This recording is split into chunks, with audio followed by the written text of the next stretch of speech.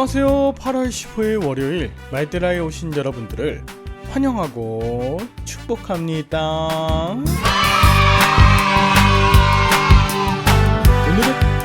오늘은 광복절 77주년이 되는 날입니다. 1945년 우리나라가 일본의 압제로부터 해방된 것을 기념하고 임시정부 법통을 계승한 대한민국 정부 수립을 축하하는 날인데요.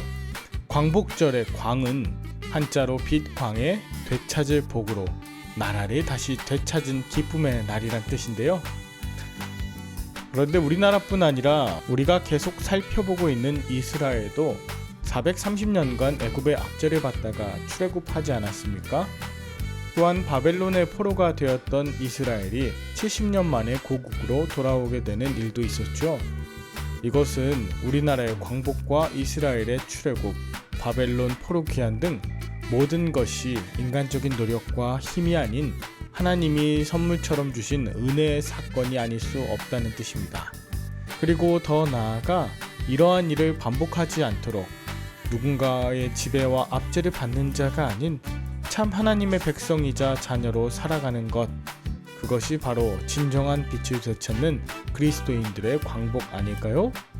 그럼 오늘도 우리나라의 광복, 또 그리스도인의 광복을 축하하며 힘차게 말드라를 시작해 보도록 하겠습니다. 자, 출발!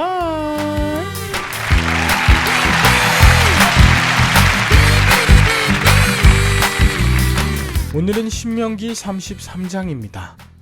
오늘 본문에는 모세가 이스라엘 지파들을 향한 축복의 유언을 하는 장면이 나오는데요.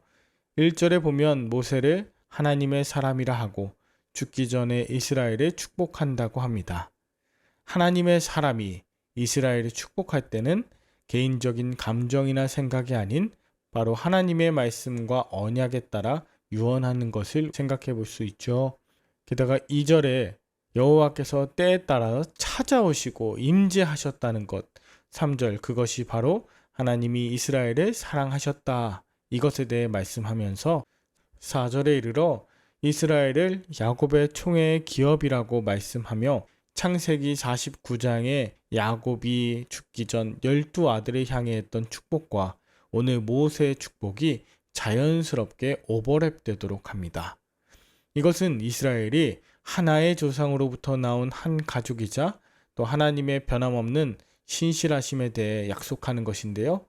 야곱의 유언과 모세의 유언에는 이렇게 공통점이 있지만 또 몇 가지 차이점도 존재합니다.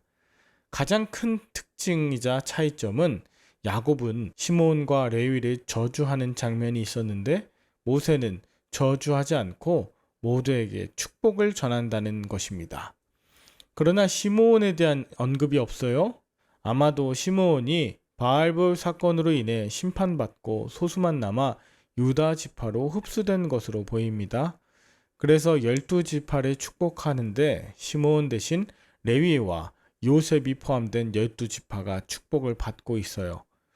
그것은 레위 지파가 출애굽기 32장의 금송아지 사건 때 우상 숭배가 아닌 하나님을 섬기는 데 앞장섰던 자들이었기 때문에 레위의 저주가 레위의 축복으로 바뀌어져 있는 것인데, 앞서 말씀드렸던 것처럼 축복과 저주는 정해져 있다기보다 말씀을 따라 순종하는 자신의 태도에 달려 있습니다.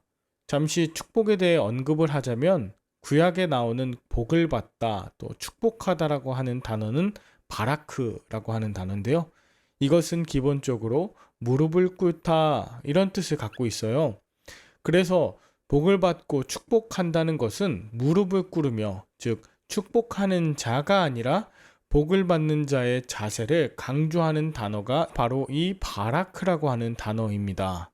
그래서 바라크를 한자로 표현한다면 복복자가 아니라 엎드릴 복자에 가깝다고 예전에 말씀드린 적이 있죠. 그런 의미에서 축복의 삶을 살아내는 레위, 그리고 그걸 살아내지 못했던 시므온, 그리고 요셉에 대한 축복의 양이 많은 것이 이 모세의 유언의 특징인데, 요셉의 아들 에브라임과 므낫세가 이스라엘에서 거룩의 위계 질서에 따라 다른 지파들에게 모범을 보이고 또 맡겨진 사명을 잘 감당하는 태도를 지니라는 것으로 이해할 수 있습니다. 복을 많이 받았다고 하는 것은 그만큼 부담스럽고 무거운 사명이 그에게 주어졌음을 잊지 말라고 하는 모세의 당부이기도 하죠. 마지막으로 모세는 스불론, 이사갈, 갓, 단, 납달리, 아셀 등 지파 하나하나에게 걸맞는 축복을 하므로 그들이 앞으로 어떠한 자세로 살아가야 하는지에 대해서 유언합니다. 하나님은 이 모든 기업들에게 복을 주시고 그들의 태도에 합당한 복을 내리시겠다고 말씀하시는 것입니다. 우리는 흔히 하나님의 은혜가 우리의 행위와 상관없이 우리에게 주어졌다고 이야기합니다. 맞습니다. 하나님의 구원이 우리의 행위와 관계없이 값없이 주어졌습니다. 그렇다면 그 복을 누리며 하나님의 백성의 삶을 살아가기 위해서 우리는 그 신분에 걸맞는 삶을 살아야겠죠. 이것을 구원받은 백성들이 해 나가야 하는 성화라고 하는데, 하나님의 말씀을 듣고 순종하며 살아갈 때 하나님께서는 더 없는 축복을 하신다. 때로 실수하고 잘못하더라도 자신의 죄악을 회개하며 돌이키고자 할 때에는 그에 걸맞는 저주라도 복으로 돌이키시는 긍휼의 하나님이시다. 이것을 기억하라고 강조하고 있는 것입니다. 하나님은 지금도 우리와 함께 하시고 우리를 지키시고 놀라운 은혜로 채워주시는 분이십니다. 우리의 삶을 돌아보면 우리도 모세처럼 참 행복한 사람이고 하나님의 구원과 은혜를 우리보다 더 많이 받은 사람은 없을 것이에요. 그러니 다른 사람이 받은 복과 내가 받은 복을 비교하며 욕심내지 마시기 바랍니다.